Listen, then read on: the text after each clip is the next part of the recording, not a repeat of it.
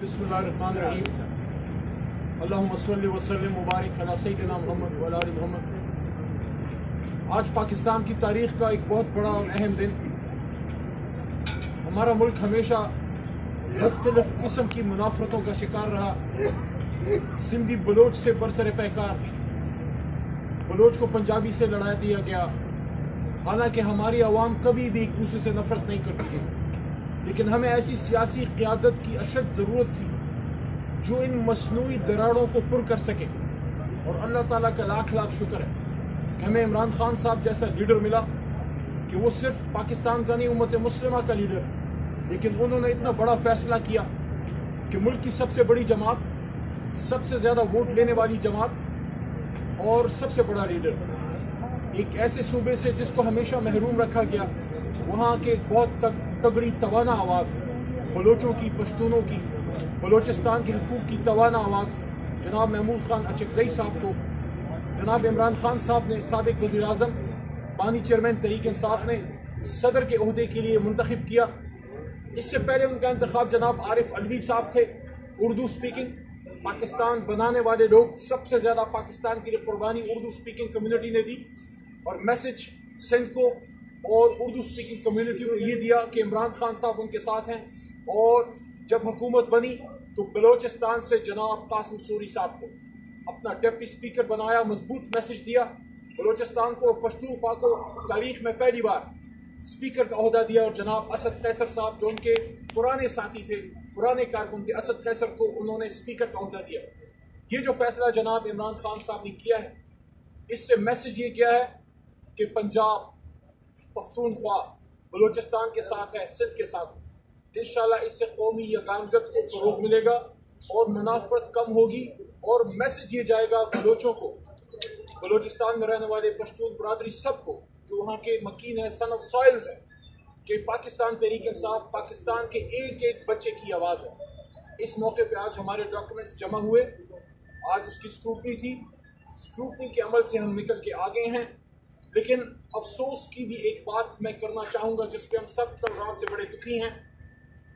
जनाब अचकज़ई साहब जो स्टालवर्ट हैं बलूचिस्तान के, उनसे सियासी इख्तिलाफ हो सकता है, हमारा भी रहा, लेकिन आज रूल ऑफ लॉ के लिए, कानून की हुक्मरानी के लिए, धांधली के खिलाफ, अवाम के हकूक़ के लिए, सियासत में इस्टेब्लिशमेंट का किरदार रद्द करने के लिए, कि उनकी अपनी एक अहमियत है, उनकी अपनी एक ज़रूरत है, पाकिस्तान के लिए लाज़िम व मलज़ूम है। लेकिन सियासत सियासतदानों का काम है। और कौम अपनी फ़ौज, अपने इदारों के साथ यकजान दो कालब खड़ी है। लेकिन इस पे एक मौक़िफ़ है तहरीक इंसाफ का, जो आइनी मौक़िफ़ है, जिस पे अचकज़ई साहब ने भी उस दिन गुफ्तगू फरमाई कि हम चाहते हैं कि हम आइन के मुताबिक इस मुल्क को चलाएं। उनकी गुफ्तगू से किसी को सियासी इख्तिलाफ हो सकता है, लेकिन कल रात जो उनके घर पे छापा मारा गया, जो ज्यादती की गई, जो उनके वहाँ गार्ड्स को भी उठाया गया, उस पर पाकिस्तान तहरीक इंसाफ की पार्लियामेंट्री पार्टी, जो इस सुन्नी इत्तेहाद काउंसिल के नाम से आर्जी तौर पर पार्लियामान में है, साथ में हमारे चीफ आमिर डोगर साहब, जनरल सेक्रेटरी जनाब उमर यूब खान साहब, फाउंडिंग चेयरमैन इमरान खान साहब की जानिब से सिटिंग चेयरमैन जनाब बैरिस्टर गौर साहब, और हमारी तमाम पाकिस्तान तहरीक इंसाफ इसकी पुरजोर मजम्मत करती है। और हम ये समझते हैं कि इस तरह के मामलात से इशूज़ हल नहीं होंगे। जज्बात में आए बगैर ठंडे दिमाग से बैठ के हम पाकिस्तान के मसाइल का हल इस पार्लियामान में हल कर सकते हैं, जो हमेशा अचकज़ई साहब भी ये बात करते थे, इमरान खान साहब भी ये बात करते हैं, और शोमई किस्मत मियाँ नवाज शरीफ साहब और जरदारी साहब भी बात करते थे, लेकिन उस पर अमल करना उनका नदारत।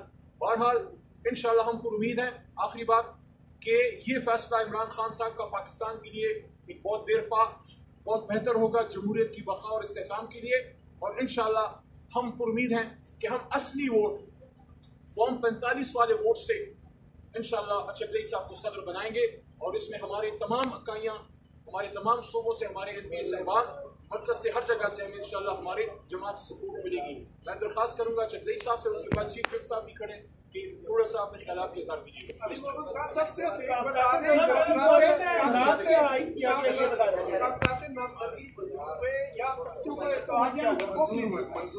मंजूर हो गए,